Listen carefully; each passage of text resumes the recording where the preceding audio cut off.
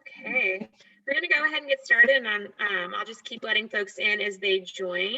But hi, everyone. My name is Olivia Wolfson. I work in the UR Alumni Relations Office, and I just wanted to thank you for joining us this evening for this demonstration by Mosaic.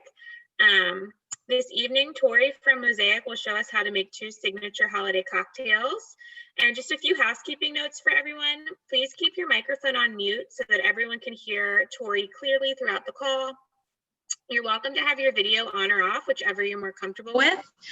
But please note that we will be recording this demo. So if you don't wish to be recorded, make sure your camera's off. And we also recommend utilizing the speaker view function, which is located in the top right-hand corner of the screen, so that when Tori is speaking, he will be the largest video for you, and you can see what he's doing and how he's making the cocktails in more detail. And then also, please feel free to use the chat function to ask any questions you might have during the demo, and we will do our best to read them out. And now, without further ado, I would like to introduce Tori from Mosaic, who will be leading our demonstration tonight.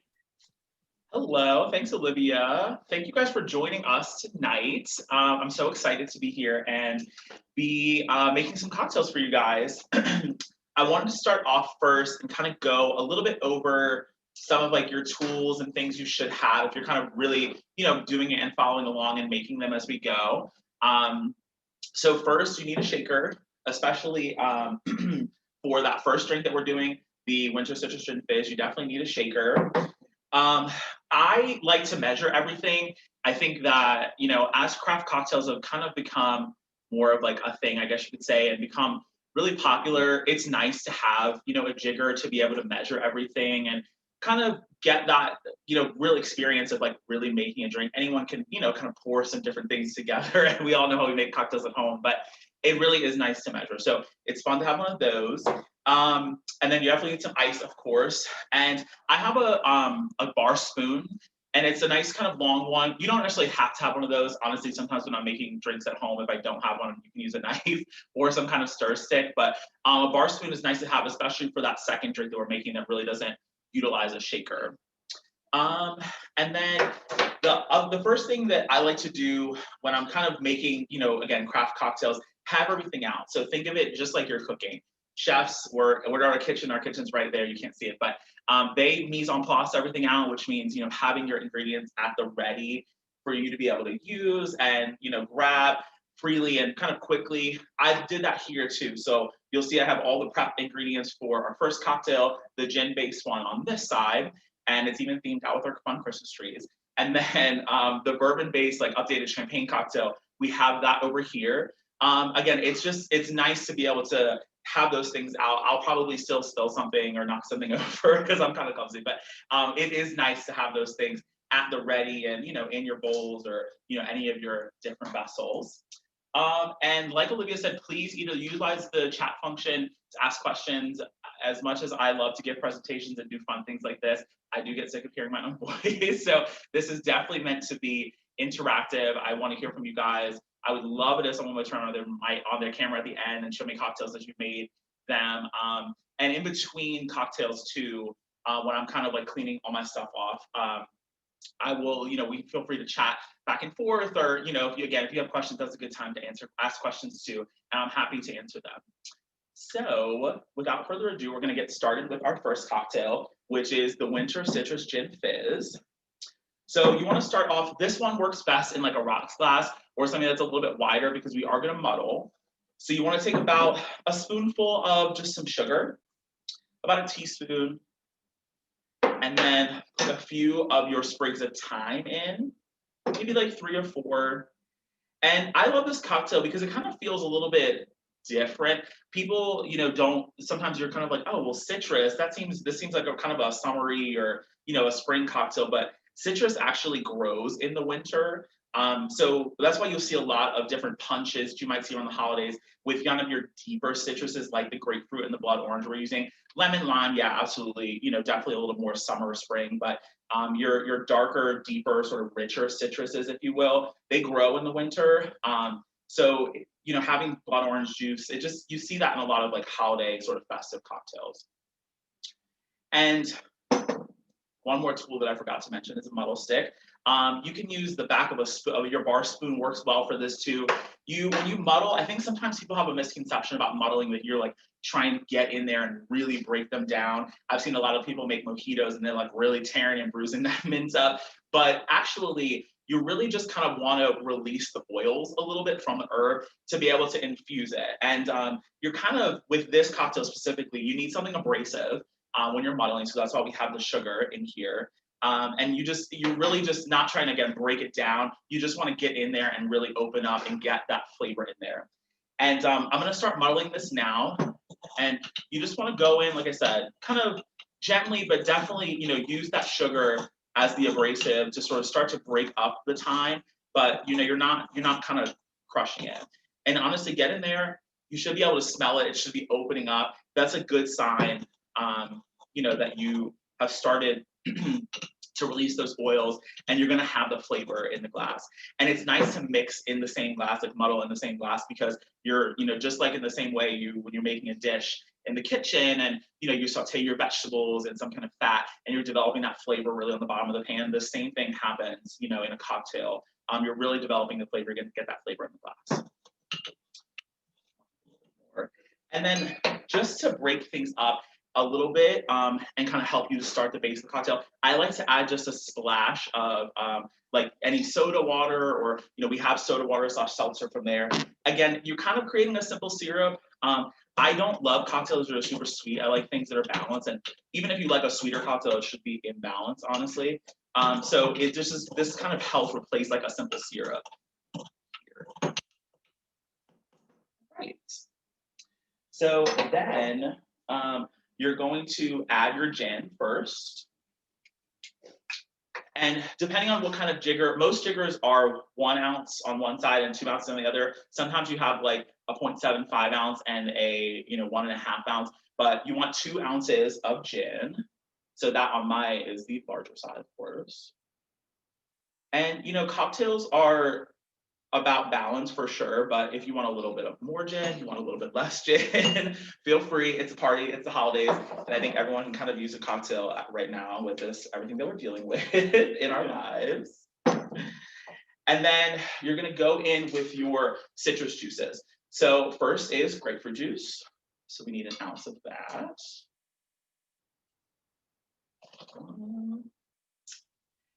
And blood orange juice. So you definitely don't need oh yes, I see that question from Janice. I'll get to that in a second.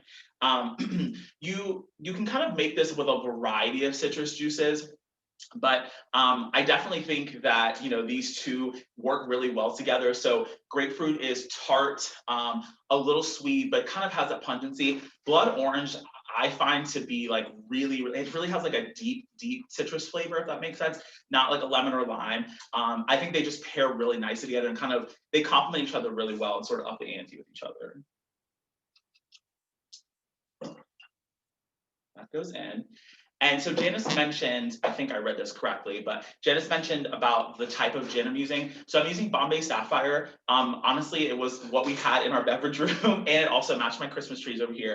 But it is my personal favorite gin as well. I think it has like a nice floral note. It's a gin that's in balance. Sometimes, like, I'm not a huge fan of Tanqueray personally. You could totally use that here.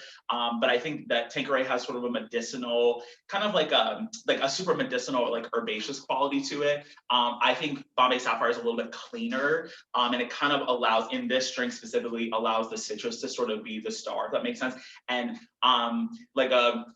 if you were using Tanqueray, you could use rosemary in this, and something that has a little more backbone to stand up to the rosemary, I think would work better with like a Tanqueray. So that's why I'm using Bombay Sapphire. But again, it's really all about the aesthetics because it matches everything. So you're gonna fill your cocktail shaker with some ice.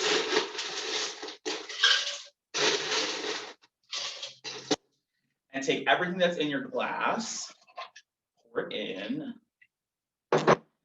And you can use 2 different styles of shakers. So if you guys purchased the cocktail kit from us, you have a shaker that has like a top and then has the sort of strainer in it. But with this, it's called a Boston style shaker that has your two sort of mixing cups, if you will. And you want to get that in there and really create a seal. You want your cocktail to eventually end up in your glass, not all over your kitchen or your tasting room, wherever you're making them. And shaking technique, I'm not a flair bartender who's lots of tricks, and I'm not gonna throw it over my head or anything like that, but you definitely want to, kind of the good technique is put it sort of over your shoulder, if you will, and you want to go like up and down. And dilution is a natural part of cocktail like making and crafting cocktails. So you definitely want to break up those ice chunks. And if you just do like this, that's not really doing that. You want to really move the ice around and go like. And then the other trick, I'm going to talk about all this first and then shake the cocktail eventually, so you can actually hear me talking. But I've heard, I don't know if there's any validity to this, but I've heard bartenders say that 19 shakes is like the ideal for cocktail making. I have no idea why, but definitely, shake it until it's cold and you feel like you've broken up the ice, because again, dilution is sort of a natural part of any cocktail. So now I'm going to shake the drink.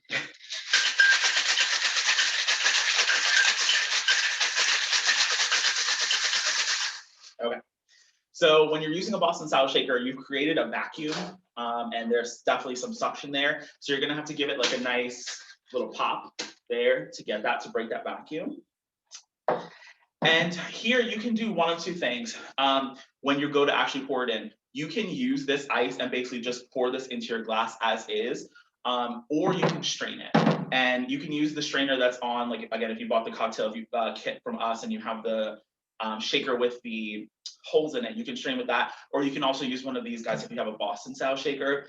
I personally, and the difference is is that sometimes people don't like herbs or something you may have muddled in the drink physically, like if you're drinking from a straw or something like that. I like that. That doesn't bother me. So I'm just going to go ahead and pour that, but you totally strain it and then add new ice before you top it with the club soda. So I'm going to pour this in. Tori, we had one question. Sure. Or I guess request. Do you mind going over muddling one more time? Like just the technique? Sure. Yeah, absolutely. And then basically I'll finish this one and then we'll go back to that. So basically all you're going to do now is, whether you strain it or not, top it with a little bit of club soda. And then you want to garnish it with a nice piece of thyme right on top. And there's your first cocktail. Yum.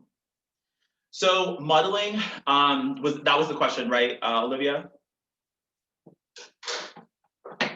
Yes, sorry. Just the muddling technique one more time. Sure. So two things you definitely need for the muddling: some kind of stick, or your bar spoon works really well too.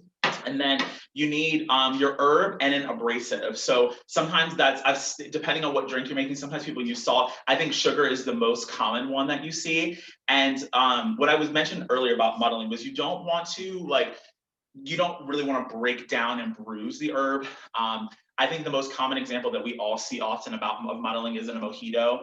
And man, I've seen some people really, really get in there and like crush that. I think earlier on in my cocktail career, if you will, I definitely did that too. But it's really all about releasing, the oils. So what I did earlier when I was muddling is, you get in there, start to break it up, give it a smell. You should really smell that, because what you're doing is releasing the oil. So if you can smell it and it smells like thyme, that's good, maybe go, but you just don't want to like really, really kill that, because it looks nice in the glass too. You kind of have bits of thyme floating, which is fun. And the other point of that, and garnishing as well, so you get a scent there. And if you break that down too much in the muddling process, you kind of lose that a little bit. I'm gonna take another sip. It's my favorite part. All right. So between drinks, anyone have any questions? Yeah, we had one more. Do you need to stir the muddled ingredients in the glass after pouring the shaken part of the drink, or just trust that it will mix on its own? I think you can trust it will mix on its own. Everything that's in here goes into the shaker with ice and all that. So it should mix on its own if you're giving it a good shake. If you are making like a stirred cocktail, then yeah, you would definitely want to do that. And that's the point too about adding a little bit of some liquid after you muddle, because you're in essence making like a quick, simple syrup, if you will. I mentioned earlier, I don't love super sweet cocktails. Even if it is more like sweet forward, it should still be in balance. So to me, when I created this recipe, I like to add just a little bit of, some kind of liquid to help that, get everything from in there, from the glass into your cocktail shaker as well.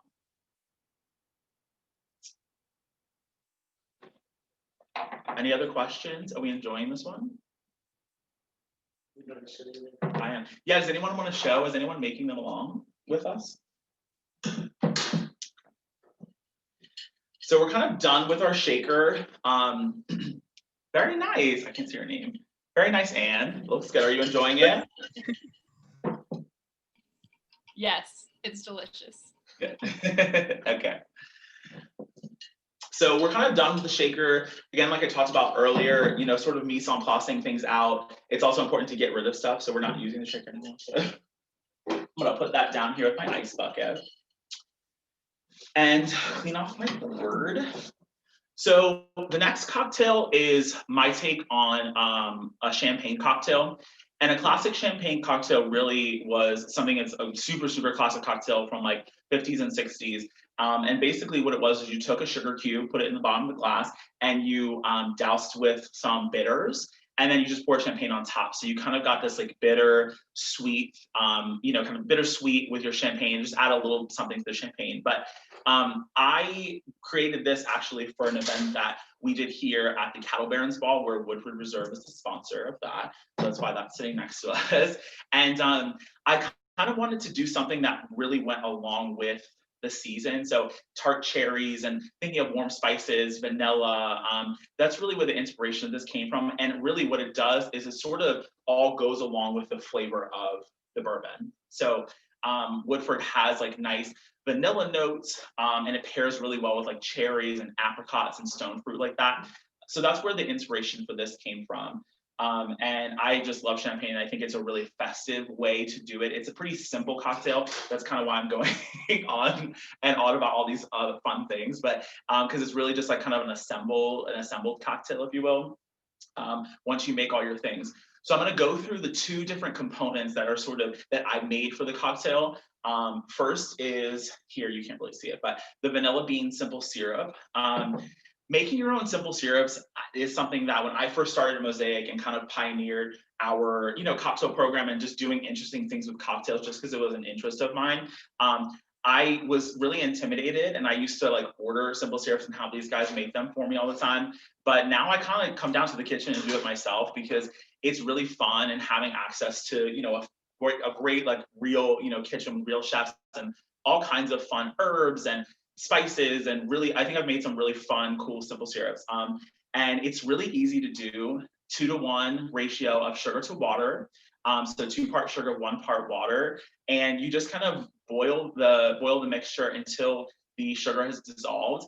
And you don't want to start to caramelize it. That's really the base of how you make like a toffee or a caramel or something like that. So you don't want to go that far. But once the sugar has dissolved, you have a simple syrup. And then at that point, once it's still warm, that's when you would add in your, herb or whatever you're flavoring it with. So for this, I got vanilla beans from the store. And the trick with the vanilla beans to actually get to the caviar, if you want, that's what you want to call it, you split it and then you put that in there, and you split it and scrape it out. You can put the actual beans, that caviar, and I actually put the beans itself in. It has such a wonderful flavor and such a cool scent. It's really delicate, but I love putting like vanilla beans in simple syrup. I think it's really good. And you can put it in more like savory cocktails than you think.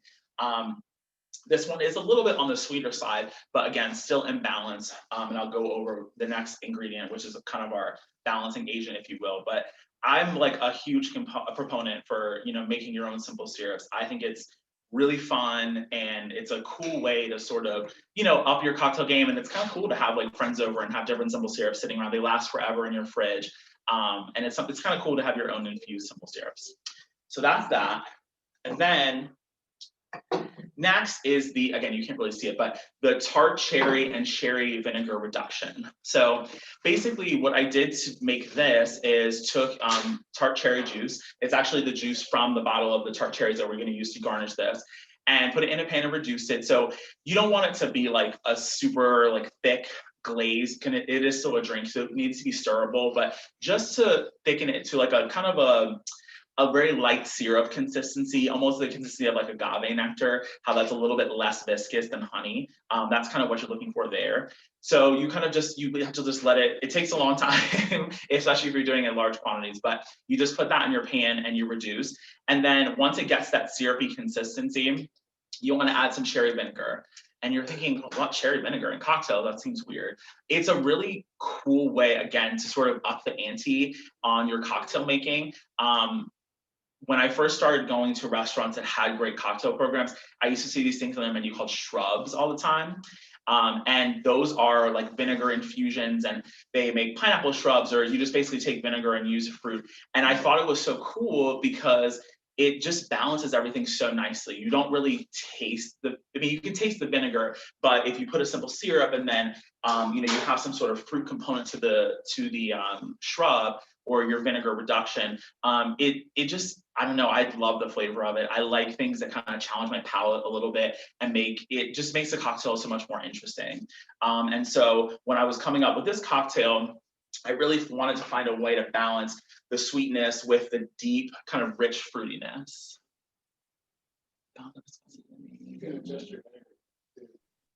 One question from Janice. She says about the viscosity of the reduction, maybe reduce until it coats the back of a spoon, or is that too thick? No, I think that's good. What you can do from there, since you were adding the vinegar afterwards, that will help to thin it out. So thank you for that. That's a good tip, Jen. That's a good way to describe that. I was probably doing the best job of describing it, but yeah, that's a good tip. Like I said, you can definitely, thin it out with the vinegar. So yeah, if it coats the back of the spoon, I think that's perfect. I think the technical term for that I learned in the kitchen is when you're reducing something to nappe. I like all kinds of funky words like that from the kitchen. It's fun to be with these guys here. Yes, so if the nappe is coating the back of the spoon, I think that's perfect, because then you would thin it out with the vinegar when you add that.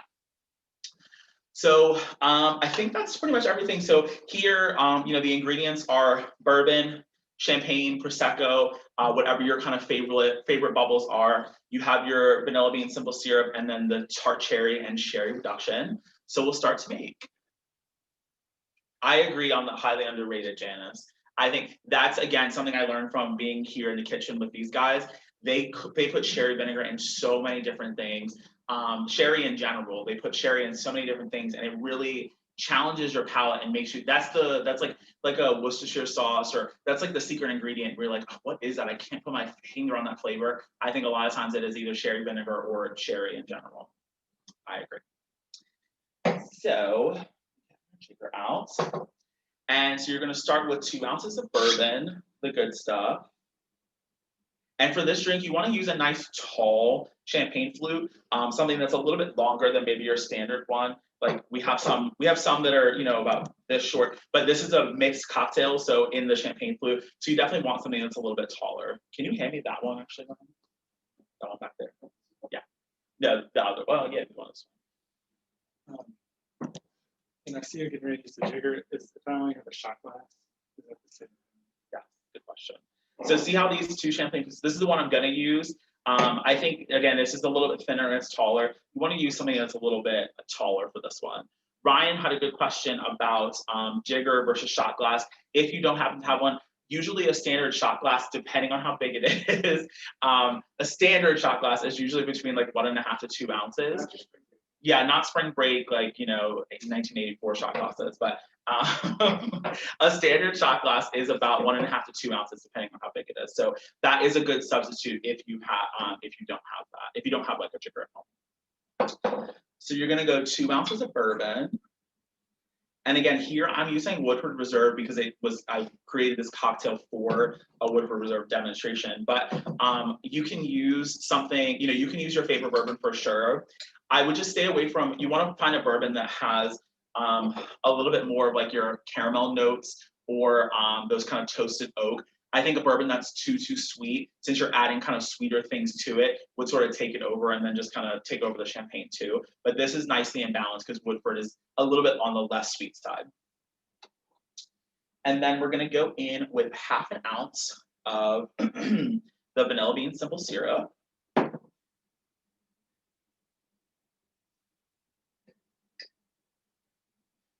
Carefully ladle this in.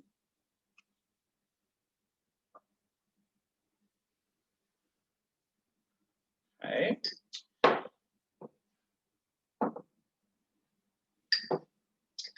And then we have an ounce of our tart cherry and cherry vinegar reduction, which I have just enough of. And you can see, I don't know if you guys can see this super clearly, but it turns it like a really, really pretty and I think very festive color. It's like a deep kind of purple, and I like it. I think it's super holiday appropriate and kind of fun and festive for New Year's. And then this is where a bar spoon really does come in handy. You want to get in here and just gently give this a mix. Now, you want to incorporate, but you also don't want to break the glass, which I have done on many occasions, because this is metal and this is glass, especially as we get further into the night. And you just really want to stir to combine all of this so that you don't have the different densities of your ingredients don't sort of separate. You don't really want this to be like a layered cocktail. So definitely give this a good mix.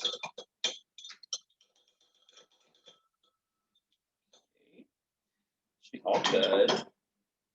And then you want to top with, again, whatever your favorite sparkling is.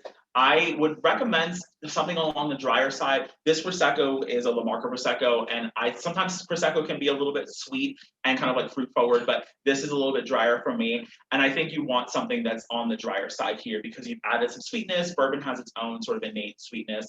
And then basically you're just kind of filling the glass up from there. And there's nothing more festive on New Year's or really any time than champagne. And I managed to do that without overflowing everything. And you definitely want this to be nice and cold, like any champagne. But again, it's kind of, you're gonna lose some of that coolness because you're putting like warm ingredients in, but a nice cold champagne is something better. I like to give this another, again, gentle stir, just in case any of your like simple syrup is sort of settled at the bottom. It will bubble up a little bit, so be careful with that. And then it just gets topped with your tart cherries. So cherries, again, super like fall and winter appropriate. And I use a Bing cherry, which is the tart ones. And they're not your maraschino cherries. Those are super, super sweet and kind of that syrupy consistency. You don't want that here. You definitely want something that has a little bit more depth. And the Bing cherries are totally perfect for that. And the juice, that's what's used to reduce to make that reduction. And that's it. This is a really simple cocktail, but again, I think when you taste it, you'll taste the vinegar, you'll taste the vanilla a little bit. Everything should be in a nice balance, and it's fun and festive for New Year's. That's good.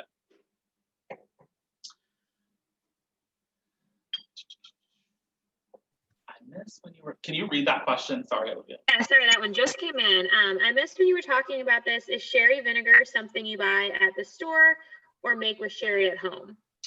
So sherry vinegar is something you can find at the store. I've been able to find it in most grocery stores now. I think it's probably, like Janice mentioned earlier, I think it is a bit underrated, honestly. It's got a cool depth and it's just an interesting flavor. But I think you can find it at most grocery stores. If you can't find it at like a common grocery store, like a Kroger or a Publix, definitely, like a Whole Foods. But I'm pretty sure they have it at most grocery stores now. Yes, question from Ryan. If you're worried about the drink staying cold, your champagne will obviously be cold, but what about your shrub components? Could you shake those like you showed us before to keep those cold and then add the champagne? Mm-hmm. Yeah, so Ryan asked, I don't know if you could hear him, but Ryan asked if you worry about the drink being cold, because I love a nice cold drink.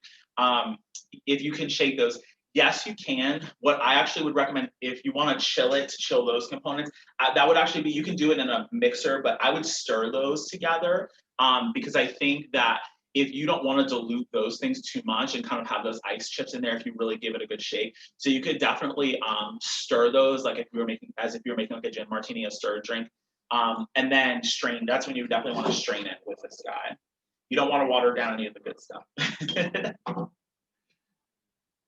anyone have any other questions? Is everyone enjoying the drinks? Does anyone want to show me this one? Anne, did you make this one too?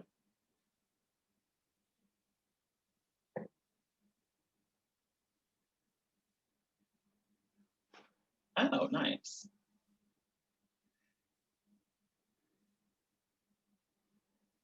Yeah, Lauren, it's a great New Year's Eve drink. It's so festive, and it's a perfect color, I think, for New Year's. Can you use a different liquor if you don't like bourbon in this one? I think it actually, I haven't tried it. You could try it with a good spiced rum. I think that might work. Yeah, I think that would probably work. You definitely want to go something, I think, dark, like, a bourbon, something brown. I think a vodka or a gin wouldn't work, but a vodka might work. But definitely, I would say rum would work. And yeah, something aged that has a nice body to it. And then one more question. What happens if you use sherry or dry sherry instead of sherry vinegar? I don't think you would get the same, you wouldn't get that same like tartness, I guess you could say. You wouldn't get that same vinegary bite or tartness if you use just sherry. I think it'd be definitely a boozier cocktail, which is not bad either. It'd be interesting to try that. I think I would just worry that it would kind of compete with the bourbon a little bit too much, and kind of throw that sort of sweet, maybe caramely note off, but you could definitely try it. Could you make that shrub back in the sherry and the vinegar like in the emulsion? And then can you make a larger quantity to speed up the process and pour into multiple glasses, then add the champagne? Absolutely. You can mix, you follow the same ratios that are in the recipe, and you just kind of mix that. Honestly, since it's not a lot of stuff, you could probably have it ready to go in like a small pitcher or, in your shaker, and strain it. And then, yeah, you could probably, you could just line up all your champagne flutes, put all that stuff in there. Whenever you're ready, just top with champagne. Absolutely. Batching cocktails is something that I learned a lot about when I started working at Mosaic, because in catering, you don't really have the same, you can't have the same mixology kind of experience as you would at a restaurant. So things like that. One of my favorite cocktails of all time is a French 75, which is a similar like champagne cocktail that has some components in the you top with champagne. And I figured out a way, and it was just exactly what you just mentioned. Pre-mixing all this stuff, having it for catering, we actually use squeeze bottles to be able to really efficiently make a bunch of specialty cocktails at a wedding or something. But yeah, you can totally do that, and that would speed up the process. And batch cocktails are great for celebrations. I know we're not having a ton of gatherings this year, but even you're under 10, even you're under 10 people gatherings, you can definitely batch some cocktails. One thing, we had a bourbon rep come in, and one tip and trick she taught me, which I've always kept kind of carried with me as far as batching cocktails goes, is pull back on your citrus. Sometimes if you use too much citrus in a batch cocktail, it just ends up taking over. And I've definitely made that mistake one or two times when I've batched drinks here at Mosaic for weddings. So definitely just be careful with how much citrus you add when you're batching cocktails. Anybody have any other questions?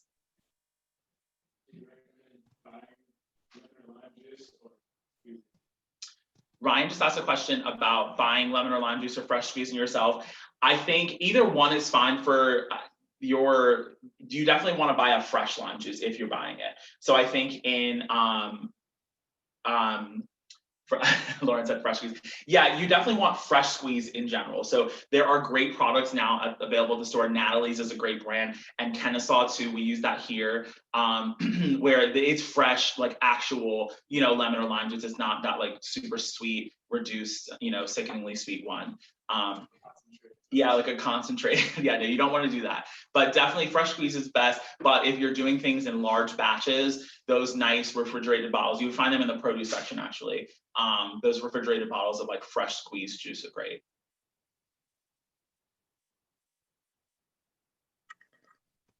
Oh, thank you. Thanks, Janice. Thanks, Janice. All right. Well, thank you so much, Tori. We really appreciate you and Mosaic taking the time to show us how to make these festive drinks.